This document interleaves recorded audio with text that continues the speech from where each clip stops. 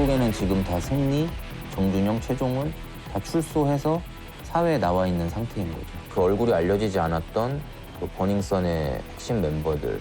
제가 듣기로는 제주도나 혹은 동남아로 넘어가서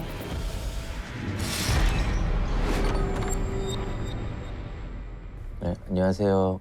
그것이 알고 싶다 1161회 담당했던 박경식 PD입니다. 그 알 떠난 지 한 햇수로 5년 정도 됐는데 오랜만에 찾아뵙게 됐습니다. 비하인드에 찾아와 주신 이유가 있으실까요? 5년 전에 있었던 일인 이 버닝썬 사건에 대해 궁금해하시는 그아리 분들이 많으신 것 같아서 제가 아는 한 최대한 답해드리고자 출연하게 됐습니다. 그럼 당시 방송에서 다뤘던 내용은 어떤 내용일까요? 강남에서 가수 승리가 운영했던 유명 클럽 버닝썬에 일어났던 경찰 유착, 마약, 성접대, 조세 회피, 불법 촬영물 유포, 폭행 등 여러 가지 어두운 사건들을 취재해서 2019년 3월 23일에 방영했던 내용이었습니다. 이 게이트라는 표현은 원래 이제 정치 관련된 큰 사건들에만 붙이는데 이건 이제 버닝썬 게이트라고 부를 정도로 그 당시에는 엄청나게 화제가 됐던 사건이었습니다. 취재를 시작한 계기가 있으실까요? 그 2018년 12월쯤으로 기억하는데요. 제가 여러 가지 취재를 해보려고 커뮤니티를 돌아다니던 중에 좀 믿을 수 없는 내용의 글을 보게 됐어요. 그 내용이 뭐였냐면은 클럽의 손님이 클럽의 운영진에게 폭행을 당했다. 그것만 해도 좀 이상한데 그 클럽의 손님이 폭행 피해자로 경찰에 신고를 했는데 오히려 경찰이 그 피해자를 가해자로 둔갑시켜서 긴급 체포시켜가지고 데리고 갔다. 그 과정에서 또 경찰의 폭행도 있었다라는 내용이었는데 뭐 저희한테 제보가 온 내용이 아니기도 하고 커뮤니티에 올라왔던 내용이라 그때 당시에는 좀 그 글의 진위를 믿지 않는 분들이 많았습니다. 한번 이분을 만나보고 얘기를 들어보고 싶다 해서 인터뷰 요청을 드리게 됐는데 그게 이 사건의 시발점이었습니다. 이 사건이 어떻게 버닝썬 게이트의 시발점이 됐을까요? 커뮤니티에 글을 올린 폭행 피해자분의 말을 거의 믿지 않는 분위기였는데 폭행 CCTV가 공개가 됐어요. 서울 강남의 한 클럽이 오늘 하루 화제였습니다.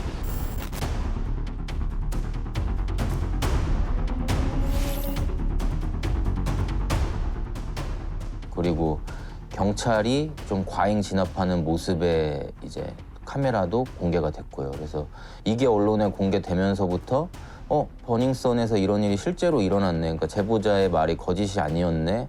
라는 얘기가 돌기 시작하고 그러면서 이제 버닝썬과 관련된 온갖 제보들이 방송국으로 몰려오기 시작했습니다. 언론에 공개된 이후부터 본격 조사에 들어가기 시작했고 저희 그것이 알고 싶다 팀으로도 엄청나게 많은 양의 제보가 쏟아졌고 그 과정에서 경찰 유착과 관련된 부분, 성범죄를 목격하신 제보자 혹은 마약 피해를 당하신 피해자분들이 직접 연락을 해주시면서 얘기를 들을 수 있게 됐고 신빙성이 확보가 된 내용들만 방송을 통해 방영했던 기억이 납니다. 버닝썬에서 마약과 성범죄가 빈번하게 일어났던 것으로 보이는데 어떤 일이 있었나요?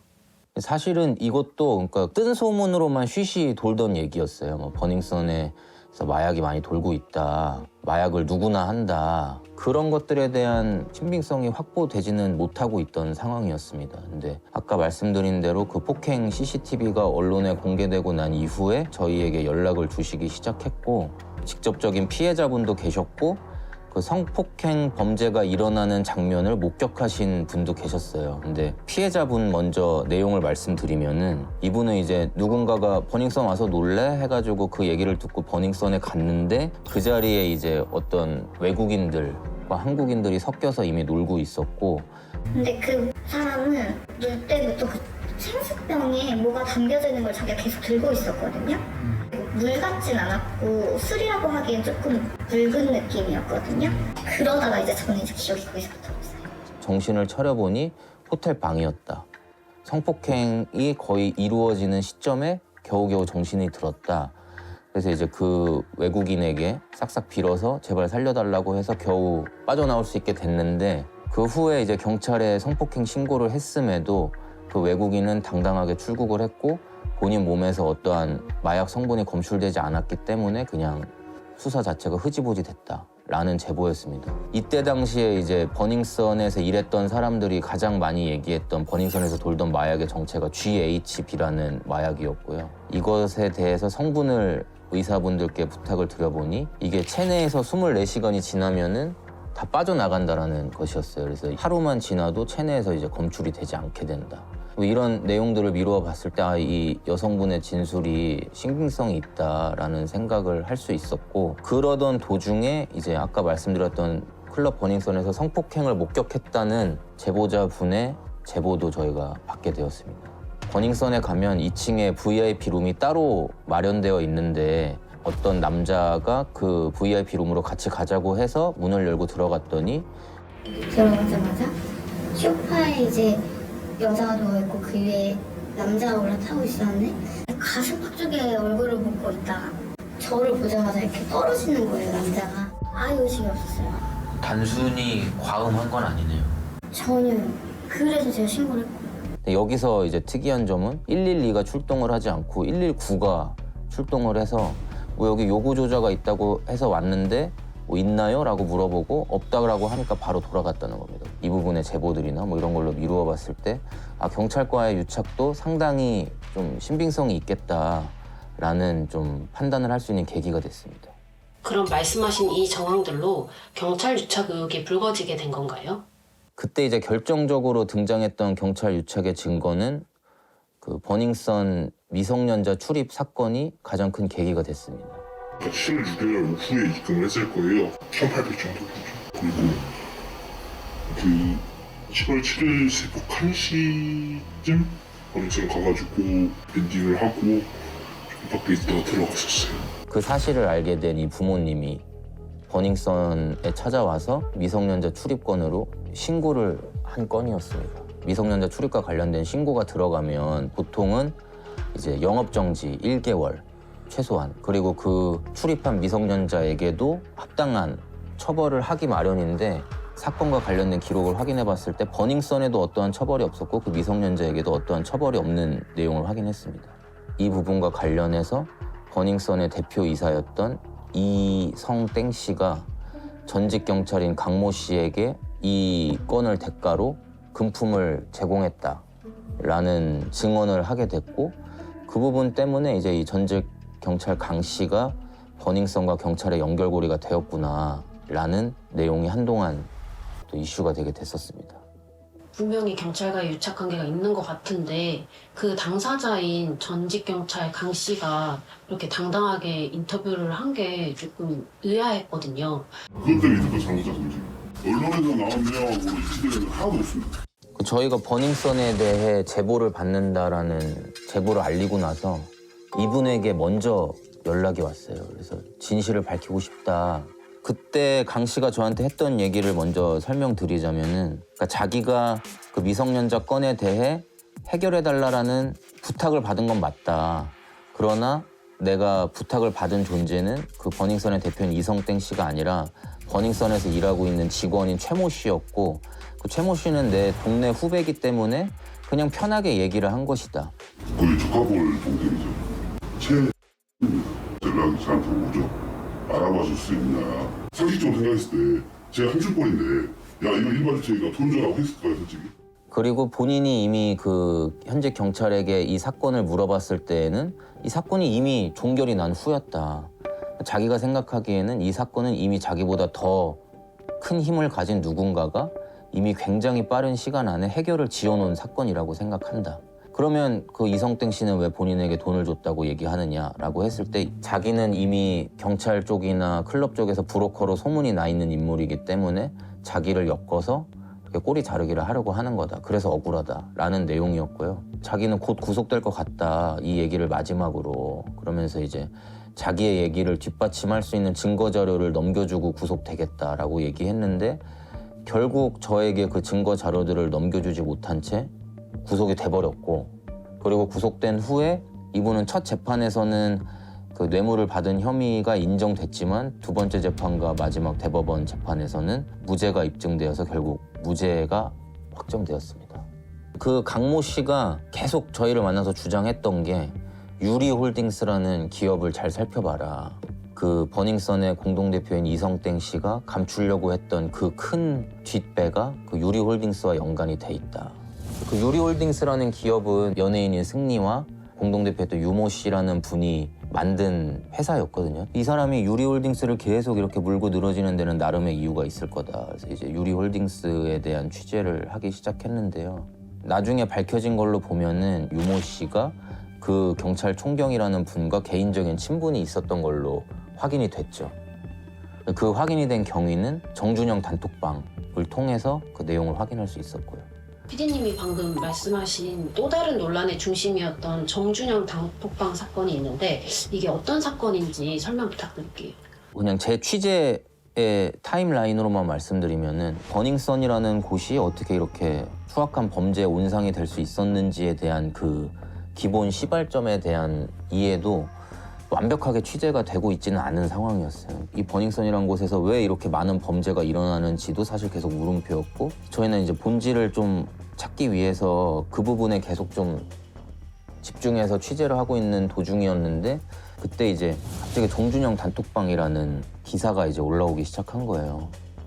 처음에는 이제 저도 전혀 다른 사건일 거라고 생각했는데 보니까 불법의 온상이었던 그 정준영 단톡방에 승리를 포함해서 이 버닝썬의 주축 멤버들이 공통적으로 들어가 있었고, 그 단톡방 내용 중에 이 버닝썬의 시발점, 왜 이들이 버닝썬을 만들었는지를 추정할 수 있는 대화 내용들도 확인을 할 수가 있었습니다.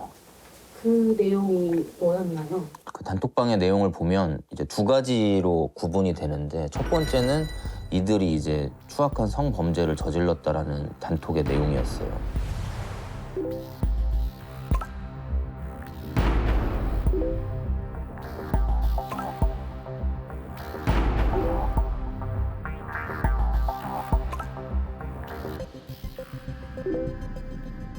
불법 촬영물을 서로 공유하고 또 음란한 대화들을 나누고, 그럼 이제 또 한편의 축은 뭐였냐, 해외 재벌들 혹은 재벌 2세, 3세들 그 투자를 받기 위해서 성접대를 했던, 예를 들면 해외 누구 투자자가 한국에 온다, 그럼 이제 승리가 나와서 얼굴 마담을 하고, 그리고 이제 그 승리 패밀리들의 누군가가 성접대할 인원을 마련하고, 그렇게 해서 이제 그 추악한 시간을 보낼 수 있도록 세팅을 해주고, 그 과정을 통해서 이제 이 해외 재벌의 투자자들에게 투자를 받을 수 있는 기반을 마련하고, 이제 이런 내용들이 이제 단톡에서 확인이 됐거든요.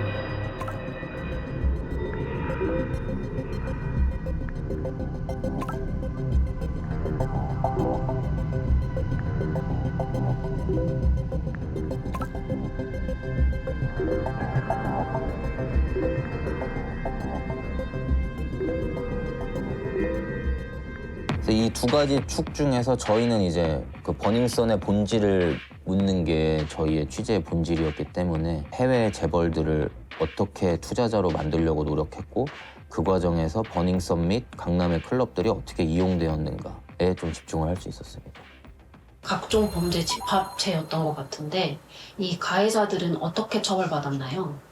팩트만 말씀드리면 이 승리 씨는 성매매, 알선, 상습, 도박 등 여러 가지 죄목을 통해서 이제 징역 1년 6개월을 선고받았고요. 그 단톡방 멤버였던 최종훈 씨는 성폭력 범죄 처벌 등에 대한 특례법 위반, 특수중간간 혐의로 징역 2년 6개월.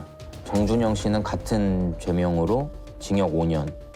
이 승리, 최종훈, 정준영 이분들은 이제 얼굴이 알려진 분들이잖아요. 근데 이제 아까 말했던 그 유리홀딩스의 공동대표였던 그 유모 씨나 버닝썬 공동대표였던 이성땡 씨 같은 분들은 징역을 살지도 않았어요. 다 집행유예 처분을 받아서 그냥 그렇게 끝났습니다. 저뿐만 아니라 많은 분들이 그러실 것 같은데 이 형량에 대해서 약간 이해가 좀 안 되거든요. 진짜 다양한 범죄를 저질렀는데 이렇게 형량이 낮은 이유가 있을까요? 저도 이제 추정만 해볼 뿐인데, 저도 사실 이제 머리로 이해가 가지는 않는 부분이라 재판에 참여했다라든지 기사를 쓰신 기자분들을 통해서 얘기를 들어보면 가장 큰 요인은 본인들이 죄를 스스로 인정했다, 그리고 피해자와 합의를 했다. 어쨌든 제가 찾아보면 그 부분들인 것 같더라고요. 사실 이 버닝썬을 제가 취재하면서도 좀 힘들었던 게 이 증거를 찾기가 너무 힘들어요. 이미 그 클럽에서 일하는 종사자들은 이 경찰의 수사를 어떻게 해야 피해갈 수 있는지를 너무 잘 알고 있고, 유착관계나 그 알선 수재가 입증되려면 그 돈을 주고받은 증거가 명백하게 있어야 되는데, 차명 계좌를 이용한다라든지 아니면 돈 배달을 실제 사람을 시켜서 한다라든지 그래버리면 이게 증거가 안 남게 되는 거거든요. 그러니까 이 버닝썬과 관련된 모든 혐의들은 입증을 하기 위해 필요한 증거들이 너무 확보하기가 어려웠어요. 그래서 그런 부분들도 이 형량이 가벼워지는데 좀 큰 역할을 하지 않았나라고 생각합니다. 하지만 그럼에도 불구하고 이때 당시에 당시 대통령도 직접 나서서 엄중히 수사하라라고까지 얘기를 했는데, 그거에 비해서는 좀 증거 확보나 수사 부분들이 좀 미진했다라고 볼 수는 있을 것 같아요. 그럼 이 가해자들의 최근 근황에 대해 알고 계신 게 있나요?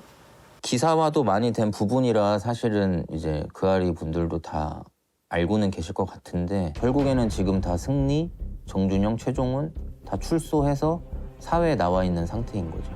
승리 씨는 이제 뭐 해외와 국내를 오가며 해외에서 이제 또 다른 사업을 준비 중인 걸로 확인되고 있고, 뭐 정준영 씨 같은 경우에 이제 출소가 한 지 얼마 안 됐어요. 근데 뭐 들리는 소문들이나 기사를 통해서 확인해 보면 뭐 이민을 준비 중에 있다라는 뭐 얘기도 들려오고 있다고 하고, 그 얼굴이 알려지지 않았던 그 버닝썬의 핵심 멤버들, 제가 듣기로는 뭐 제주도나 혹은 동남아로 넘어가서 클럽을 또 운영하고 있고, 또 운영에 자문을 한다라든지 컨설팅을 한다라든지 이런 역할을 하고 있는 걸로 알고 있어요.